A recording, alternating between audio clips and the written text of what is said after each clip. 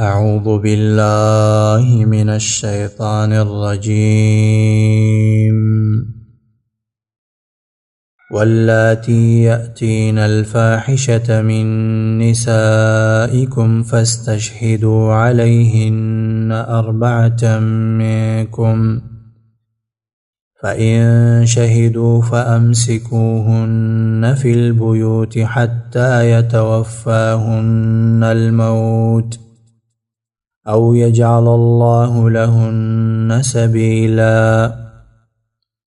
سورة النساء 15 نمبر آیات تے. مخکې آیاتونو کې بعضی امور ذکر کېدل دپاره تدبیر منزل. د آیت کریمه کې داغه امورونه نهم حکم او نهم امر د الله رب العالمین ذکر کیږي دپاره د بندولو د فحشاو او د زناکارۍ. او حاصل د دې حکم دا دی چې په ابتدا د اسلام کې دا حکم و چې کوم نارینه یا کوم زنانه زنا ته راتګ وکړي او په هغوی باندې ګواهان قایم شي، نو دا زنانه دې په کور کې بنده کړی شي یا جیل او زندان ته دې واچولی شي. او دارنګه نارینهو ته دې ته دې تکلیف ورکړی شي، بدې ردې دې هغوی ته وویلی شي او هغوی دې ملامته کړی شي. مقصد اذیت او تکلیف دې هغوی ته ورکړی شي تر څو توبه وباسي د عمل او د دې کار نه. وروسته الله رب العالمین به په سورة النور کې آیاتونه نازل کړل او د زناکارو دپاره خاص حد ثابت شولو چې هغه 100 دوري ورکول دي او د کلي نه 1 کال شړل دي. او یا دارنګه د واده کړي شخص دپاره رجم دی چې هغه باید سنګسار کړلی شي. نو دلته الله رب العالمین دې حکم ته اشاره کوي. واللاتی او هغه زنانه یأتین الفاحشته یأتینا چې راتګ وکړي الفاحشة بدکارۍ ته، زنا ته راتګ وکړي من نسائکم د زنانو ستاسې نه، یعنې مؤمنه زنانۍ او هغه زنا ته راتګ وکړي. فاستشهدوا نو ګواهان پیش کړي علیهن په هغې باندې 4 څلور منکم د ستاسې نه، معنا دا د ستاسې نه 4 نارینه ګواهان په هغې باندې پیش کړي. فإن شهدوا نو که ګواهي وکړه هغې فامسکوهن نو بند کئی اغی لرا فی البیوت پا کورونو کی بند کئی حتی تردی پوری یتوفاہن الموتو چی وفات کی دوی لرا الموتو مرگ پی بانی راش. او یجعل اللہ یا بوگرزی اللہ تعالی لہن دوی لرا سبیلا سلار سبل لار بورتو گرزی. او غلار دادا مفسرین وی چی اللہ رب العالمین حد زنا نازل کرلو او سورة النور کې هغه آیاتونه الله رب العالمین نازل کړل. بس دا د دې دپاره لاره وه. واللذان یأتیانها منکم فآذوهما، مخکې د زنانو حال ذکر کړلو چې هغوی بندې کوي په کورونو کې. اوس دلته د نارینهو حال ذکر کوي چې نارینه زنا وکړي هغوی ته به تکلیف ورکېدلی شي، هغوی به رټلی شي، هغوی ته به زورونه ورکولی شي. او بعضې مفسرینو ویلي دي چې مخکې آیات کریمه د زنانو په باره کې او چې زنانه سره زنا وکړی شي، او دلته چې دی وی مراد د 2 نارینهو مسله ده چې 2 نارینه کم لواطت وکړي نو هغوی ته دا تکلیف ورکړي. لیکن وروسته بیا د دوی په باره کې حد نازل شولو چې دوی باید قتل شي. واللذان او هغه 2 کسان یأتیانها چې راتګ وکړي فاحشې ته، بحیایي او فاحشې کار ته چې دی راتګ وکړي منکم دستاسنا فآذوهما نو ضرر ورکړي هغوی ته. واللذان کې یا مراد چې دی هغه زنانه او سړی دی، ولیکن دلته صیغه د مذکر ذکر شوې ده نو دا په طریقه تغلیب باندې، یعنی دغه د مذکر صیغه د دې زنانه ته هم استعمال شوې ده. نو مراد دې نه څه شی دی هغه سړی او ښځه چې زنا او فحشاو ته راتګ وکړي نو زنانه به کور کې بنده کړی شي او نارینهو ته به تکلیف ورکړی شي. معنا دا ده چې هغوی ته به زورونه او رټنه ورکړی شي. او یا دویم قول د مفسرینو دا دی چې واللذان نه مراد 2 نارینه دي چې هغوی سره لواطت وکړي. خو دا په ابتدا د اسلام کې و او وروسته بیا حکم د قتل راغی چې دا قتل کې وي وژنئ. فإن تابا نو که دوی توبه وویستله واصلحا او عمل یې نیک کړلو فاعرضوا نو مخ واړوئ عنهما د دوی نه، د دوی هغه زورونه او رټنې نه بیا مخ وګرځوئ. ان الله یقینا الله تعالی کان دے تواب الرحیم، توبه قبل ان کے رحیما رحم کو ان کے. انما التوبة على الله للذين يعملون السوء بجهالة. دي دو آیاتونو کې وس الله رب العالمین توبې ته ترغیب ورکي. انما التوبة یقینا قبل دل توبې على الله په الله باندې للذین دا کسانو دپاره يعملون السوء چې عمل کوي بد اعمال کوي بجهالة په ناپوهۍ سره ثم يتوبون بیا توبه وباسي من قریب د نږدې نه معنا دا د مرګ نه مخکې توبه وباسي فاولئک نو دغه خلک یتوب الله علیهم مهرباني کوي الله تعالی علیهم په هغوی باندې وکان الله علیما حکیما وکان الله او دی الله تعالی علیما پوها حکیما حکمتون والا ذات وليست التوبة وندا التوبة للذين دعا كسانو يعملون چکی السیئات بدیانی کی بد اعمال کی حتی تردی پوری اذا حضر چی نزدیش احدهم الموت یود دوی تا الموت مرگ چکل ورطا مرگ حاضر شی مرگ ورطا نزدیش بیاوائی قال وائی انی یقینا ما تبتو ما توبوی وستلا الان وسا ما اس توبوی وستلا وللذین او ند توبه دا کسانو یموتون چمڑکیگی وهم په داسې حالات کې چې دوی کفارون کافر وي د کفر په حالت کې مړه کیږي نو دوی توبه نه ده اولئک دغه کسان اعتدنا تیار کړی دی موږ لهم دوی ته عذابا علیم عذاب دردناک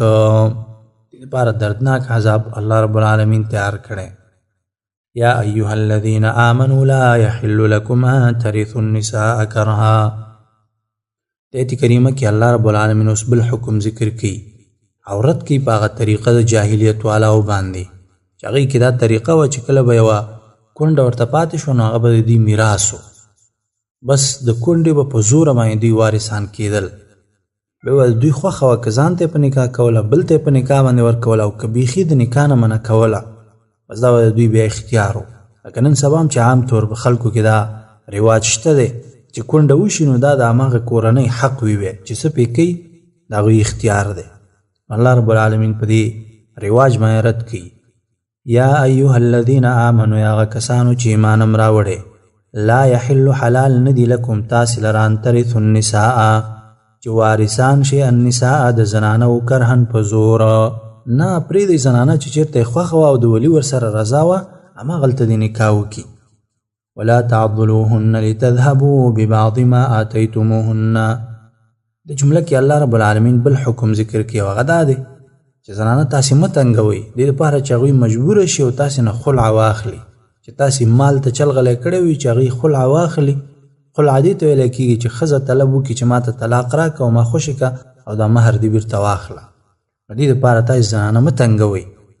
ولا تعضلوهن او تاسې مه تنګوئ دوی لره لتذهبو دې دپاره چې بوزئ معنا دا د واخلئ ببعض ما آتیتموهن بعض هغه مال آتیتموهن چې ورکړی تاسې هغوی ته الا ان یأتین مگر کراته وکړي دوی بفاحشة په بدکارۍ مبینة ښکاره چېرته زنانه ده او بدکاري کوله زناګانې کولې نو بیا تاسې حق جوړېږي چې تاسې ترنه مال او مهر بیرته واخلئ وعاشروهن او ژوند کوئ دوی سره بالمعروف په ښایسته طریقې باندې ژوند کوئ زنانو سره فإن کرهتموهن که چېرته تاسې بد ګڼئ دوی دا زنانه تاسې بدې ګڼئ په یو خوی او یو عادت کې فعسا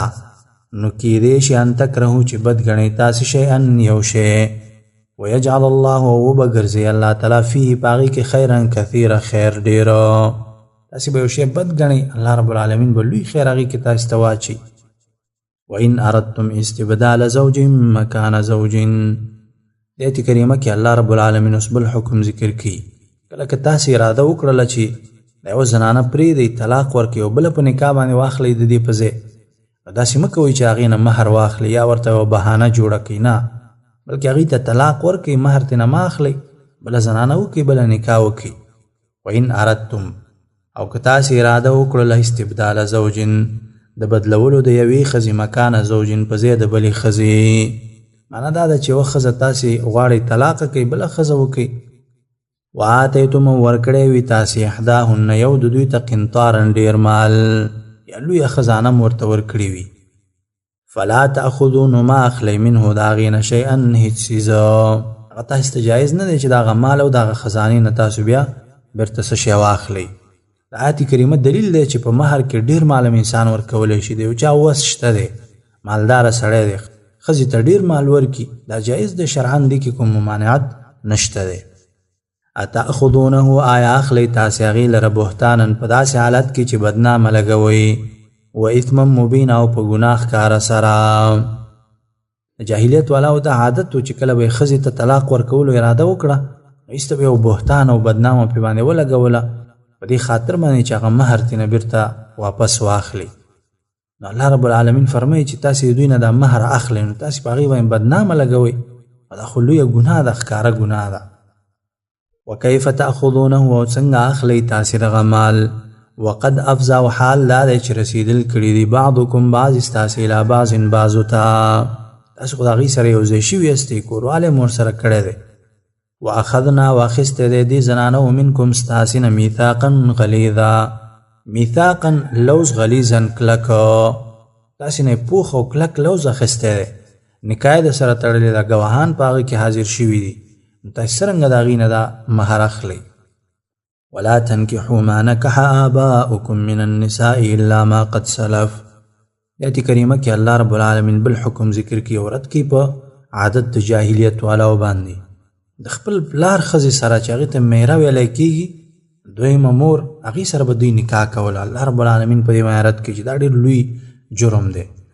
ولا تنکحوا او نکاح مه کوئ ما د هغه چا سره نکاح چې نکاح کړي وي آباؤکم پلارانو ستاسې من النساء د زنانو نه الا مگر ما هغه قد سلف چې مخکې تیر شوي دي. د جاهلیت په زمانه کې چې چا داسې نکاحونه کړي دي او اوس یې توبه وویستله نو هغه ګناه د انسان دپاره معاف ده.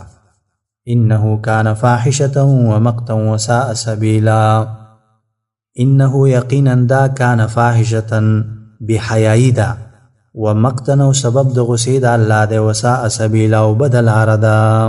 ډېره بده لاره ده او د الله رب العالمین د غصې سبب دی. حرمت علیکم امهاتکم وبناتکم واخواتکم وعماتکم. آیت کریمه کې الله رب العالمین اوس محرمات په تفصیل سره ذکر کی. کوم نکاحونه چې په انسان باندې حرام دی هغه په تفصیل سره ذکر کی او دا مرد دی په جاهلیت والاو باندې. ځکه بعضې نکاحونه و چې هغې به حلال ګڼل خو الله رب العالمین هغه حرام کړي دي، هغه محرمات په تفصیل سره ذکر کی.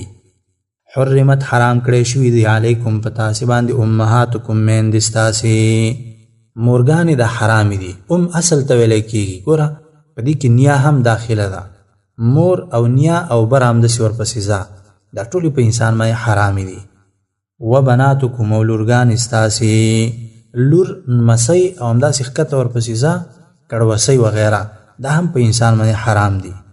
و اخواتکم او خویندې ستاسې، خویندې په انسان باندې که هغه خپلې وي که هغه میرنۍ وي، دا ټولې خویندې په انسان باندې حرامې دي.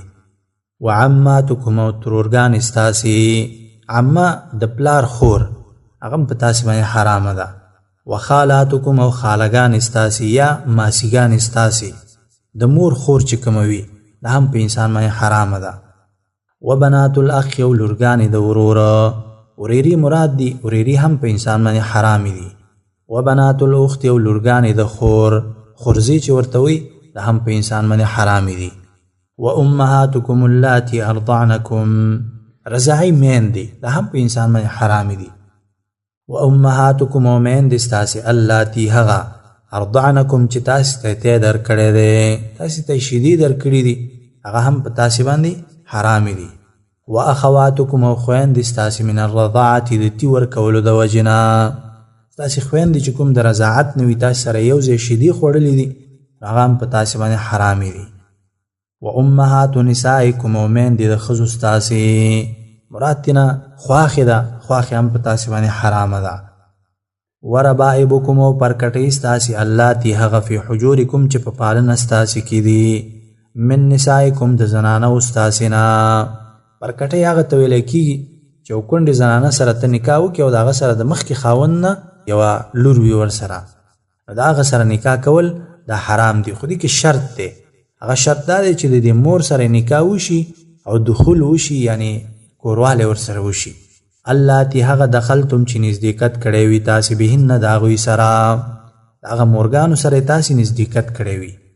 فإن لم تکونو که تاسې نه یی دخلتم یوځای شوي بهن د هغوی سره که تاسې هغوی سره نه یوځای شوي نزدېکت مو نه کړی د هغوی سره فلا جناح نو نشته دی ګناه علیکم په تاسې باندې بیا ګناه نشته چې هغه پر کټیو سره نکاح وکړي وحلائل ابنائکم او زنانه د زامنو ستاسې مراد تېنه انګورګانې دي انګورګانې هم په تاسې باندې حرامې دي خو الذین هغه زامن من اصلابکم چې د شاګانو ستاسې نه وي ستاسې د شاګانو نه پیدا شوي معنا د خپل زامن مو وي د خپل بچي ښځه مراد ده چې هغه د ده نه پیدا شوی وي د متبنه ښځه مراد نه د متبنه دي ته ویل ابتدا د اسلام کې چې پردی بچی هغه هم سړي زوی کولی شو هغه ته به ویلې بس ته زما زوی نو د هغه ښځه هم د انګور کېدله نو د هغه متبنه ښځه مراد نه ده بلکې د خپل هغه سکه بچي د هغه ښځه چې انګور ورته ویلی کېږي دا مراد ده نو دا حرامه ده په تاسې باندې وان تجمعوا بین الاختین وان تجمعوا دا چې جمعوالی وکړي تاسې بین الاختین په مابین د دوه خویندو کې دوه خویندې په یو وخت باندې په نکاح کې جمع کول او اخیستل دا ناروا دي او که چېرته د یو انسان یوه زنانه وفات شوله او بیا د هغه زنانه بلې خور سره نکاح کوي دا منعانه دی دا جایز دی الا مگر ما هغه قد سلف چې مخکې تیر شوي دي معنا دا چې مخکې جاهلیت په زمانه کې که چا داسې یو عمل کړی وي نو هغه معاف دی الله رب العالمین د هغې معافي کړې ده ان الله یقینا الله تعالی کان دی غفورا بخنه کوونکی رحیما رحم کوونکی ذات دی والمحسنات من النساء الا ما ملكت ايمانكم آیت کریمه هم مخکې باندې عطف دی نو د هغې سره لوستل پکار دی دا په بیله وقفه کې دا لوستل مناسب نه دی بلکې په هغه باندې عطف دی او په دې کې هم بعضې موقت محرمات ذکر کیږي والمحسنات او خاوندان والا من النساء د زنانونه کومې زنانه چې د هغې خاوند ژوندی وي نو د هغې سره نکاح کول دا هم جایز نه دي خو الا ما ملکت ایمانکم الا مگر ما هغه ملکت ایمانکم چې مالکان دي خلاصونه ستاسې وینځې دي که د هغې کافر خاوند ژوندی هم وي د هغې سره نکاح کول دا جایز دي کتاب الله حکم د الله تعالی دی علیکم په تاسې باندې فرض کړی شوی تاسې باندې د الله حکم فرض کړی شوی دی چې په دې باندې به عمل کوئ واحل لکم او حلال کړی شوي دي تاسې لره ما هغه وراء ذلکم چې سوا د دې نه دي د دې محرماتو نه سوا تاسې دپاره حلال کړی شوي دي خو ګوره د دې تعمیم نه بیرته تخصیص په احادیثو کې شته دی مثلا عمه او ریره دا سره نشي جمع کېدلی په یوه نکاح کې یا دارنګه خاله ده او د هغې خورزه ده دا سره نشي جمع کېدلی نو دا بعضې تخصیصات تېنه په احادیثو کې هم شته دی ان تبتغو چې طلب کوئ تاسې باموالکم په مالونو خپلو سره محسنین نکاح کوونکي غیر مسافحین نه یې زنا کوونکي د دې نه اخوا چې تاسې په خپلو مالونو باندې طلب کوئ او د نکاح اراده مو وي زنا مقصد مو نه وي نو تاسې لپاره جایز دی فما استمتعتم پس هغه مال چې فایده واخلئ تاسې به په هغې سره منهن د هغوی نه فآتوهن ورکوئ هغوی ته اجورهن مهرونه د هغې فریضة مقرر کړی شوي هغوی ته چې کوم مهر مقرر کړی شوی وي نو هغه هغوی ته ورکوئ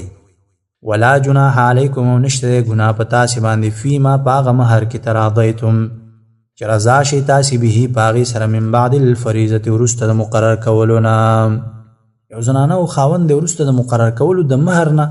په هغه کې په خپله رضا باندې یا زیادت کوي یا کمی کوي او دواړه ورباندې راضي وي نو دې کې شرعاً کومه مسله نشته دی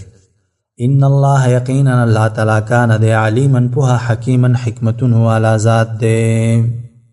ومن لم يستطع منكم طولا ان ينكح المحسنات المؤمنات فمما ملكت ايمانكم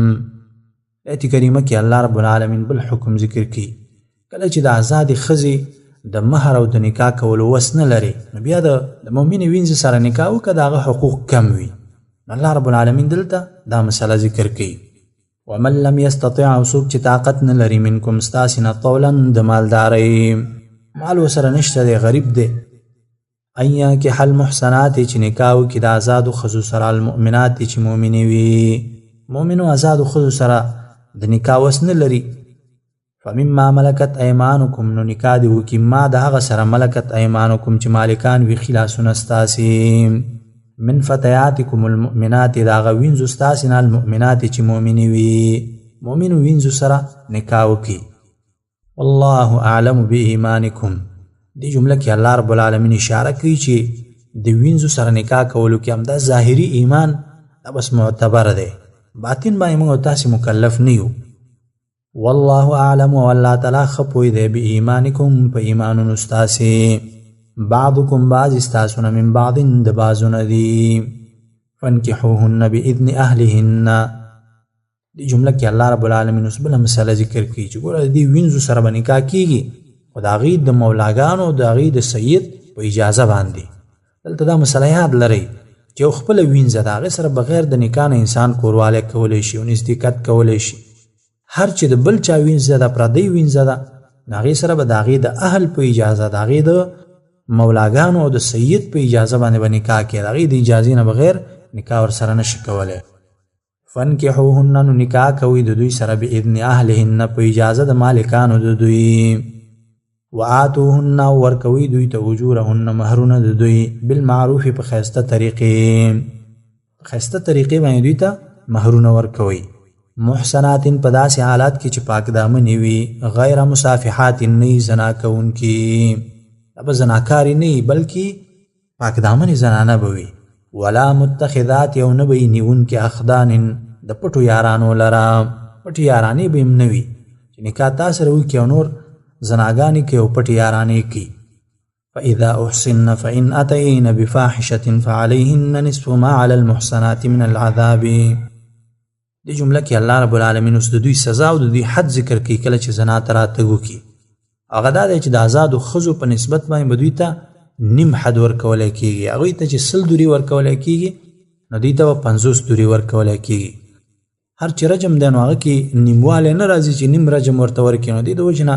په وینځو باندې رجم نشته دی فاذا احسننا نو کله چې دوی سره نکاح وکړی شي فإن أتینا که راتلل وکړي دوی بفاحشة په بدکارۍ زنا ته راتګ وکړي بدکاري وکړي فعلیهن نو په دوی باندې نصف ما نیمه د هغه د علی المحسنات چې واجبه ده په آزادو ښځو من العذاب د سزا نه آزادو ته چې کومه سزا ورکولی کېږي نو د هغې نیمه به دوی ته ورکولی کېږي ځکه د دوی حقوق هم کم وي ذلک لمن خشی العنة منکم دې جمله کې الله رب العالمین اوس شرط ذکر کوي د پاره د وینځو سره د نکاح کولو هغه دا دی چې هغه څوک چې د زنا کولو نه ویریږي نو داسې خلک دي د وینځو سره نکاح وکړي بغیر د دې نه د وینځو سره نکاح کولو نه ځان ساتل افضل او غوره خبره ده